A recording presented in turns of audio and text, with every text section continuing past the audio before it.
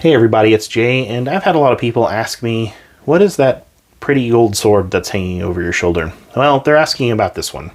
This is a modern reproduction of a Mainz Gladius. And this, because I'm talking about Gladii, is a modern reproduction of a Pompeii Gladius. Now, the Mainz Gladius is named after a historical example found near the Rhine River in Mainz, Germany. It's currently in a museum, and I'll flash up a picture for comparison. And the Pompeii, of course, you can probably guess where that one was found. Yep, New Jersey. No, Pompeii. But they've also been found in sites other places. So, pretty common Gladius here. And if you think about Gladii,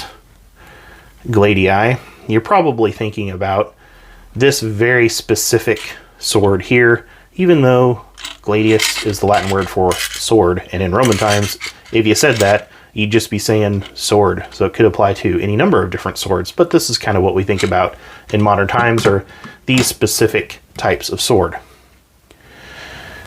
So there are generally considered to be 4 classifications of Gladii.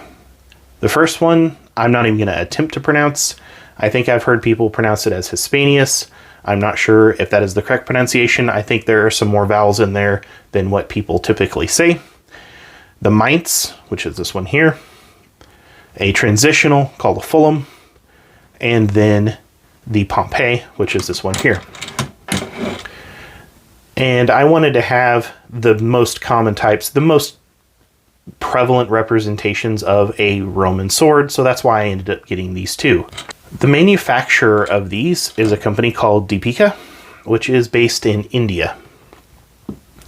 And I have some very particular thoughts about this, mostly based more on research than on first-hand experience, because if you want to know how these things cut, well, I haven't done any cutting tests with them. They're made from EN45 steel,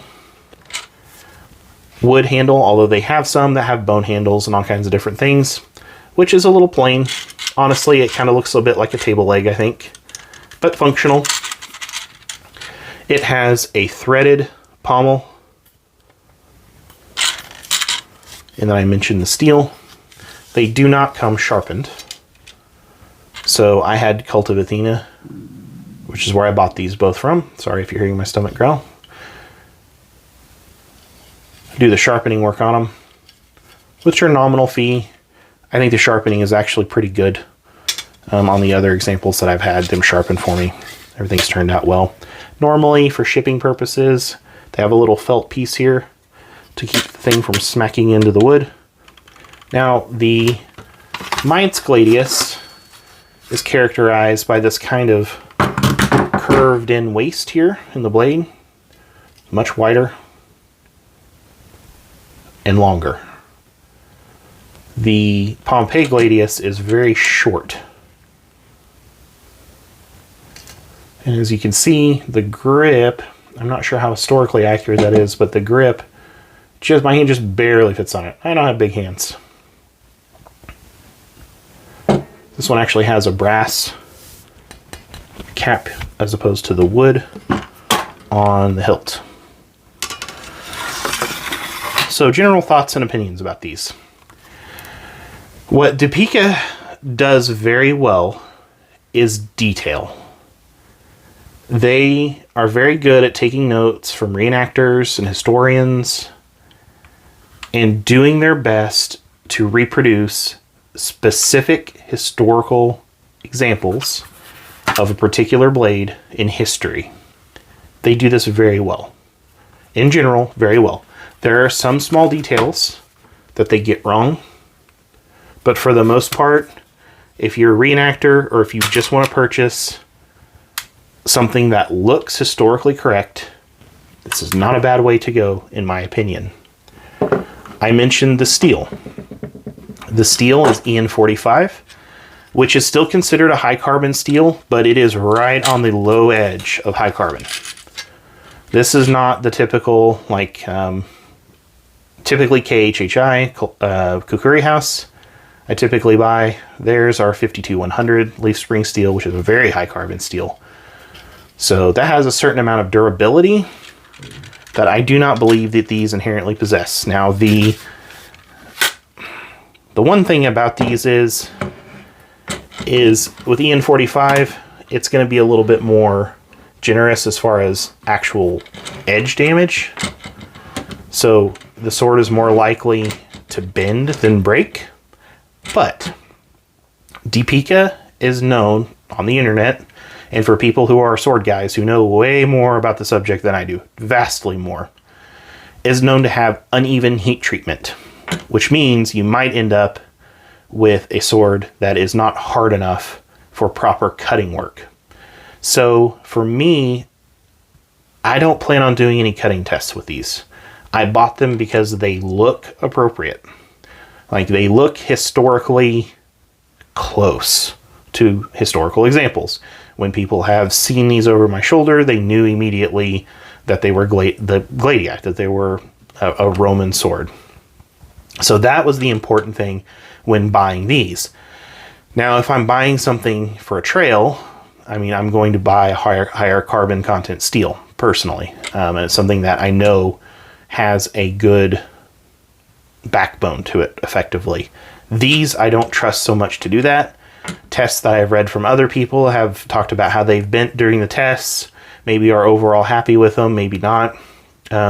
So I don't plan on doing that with these because I don't want to damage them. They still cost money, and I still want to have a viable wall hanger, effectively. So if the question is, why not just buy a cheapo stainless steel, something from eBay?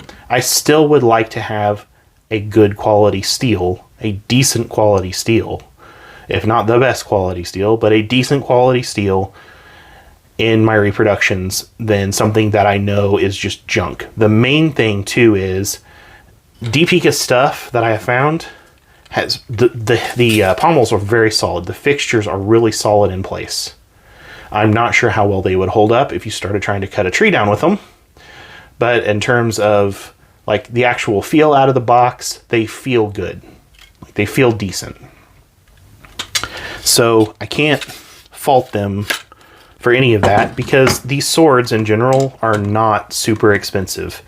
My choice was basically either spend maybe $180, $200 on a really nicely, decently accurate reproduction of, you know, the historical sword, or I could spend $300, $400 more and get something that maybe wasn't as historically accurate but a lot more durable, or spend 4 or 5 times that and get something like an Albion and have something that was both. So I opted, whenever I start talking about getting into really decent rifle territory, to buy one sword that I'm never actually going to use for anything except maybe cutting bottles or tatami mats with. I'm just not gonna bother with that. I'll get something kind of on the lower end of price, and it'll look nice on the wall when I'm doing videos.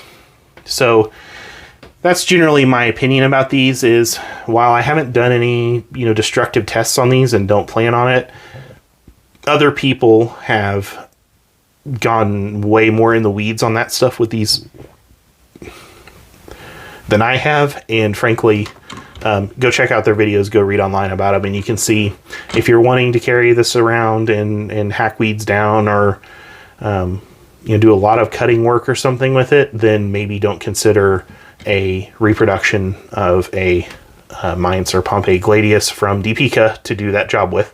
I would actually recommend Kukuri House or even Devil's Edge.